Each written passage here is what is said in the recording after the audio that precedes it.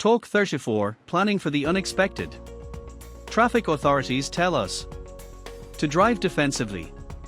They say it is not enough to simply follow traffic rules. We must also watch what other drivers do. We must drive in a way that keeps us safe. If the other driver makes a mistake, the accident reports prove it, and they show that we must keep this defensive attitude for any unexpected condition on the road. The same idea applies at work and also at home.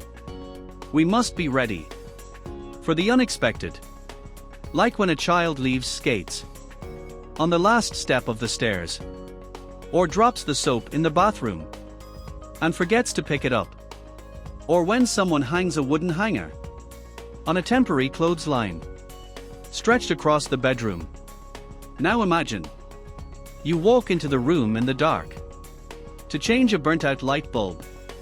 You could get hit in the eye by that hanger. That's an accident waiting to happen. It is not enough to know the safety rules. We must also be prepared for the unexpected. Hazards may appear without warning, or they may be caused by someone else's actions or by impulsive behavior outside our control. Here is an example.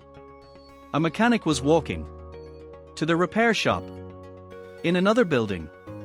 He stopped to talk to a machine operator. A forklift driver was passing by, carrying a barrel on the forks. Suddenly, he had to stop to avoid hitting a worker who stepped out unexpectedly. The barrel slipped off the forks. It rolled forward and struck the mechanic. He lost his balance and fell against the machine. The result: a facial injury, a broken rib, and a hurt leg. 3 things were wrong. The barrel should have been secured so it could not fall. The worker who stepped in the way was distracted, thinking about his vacation. And the mechanic was not standing in a safe position. Each person failed to take a defensive measure against the unexpected. Situations like these can happen in any job. One common example is extension cords left across walkways. They become tripping hazards, and that can mean 2 injuries at once. The first person trips and falls. The second person gets hurt by the tool or light connected to the cord.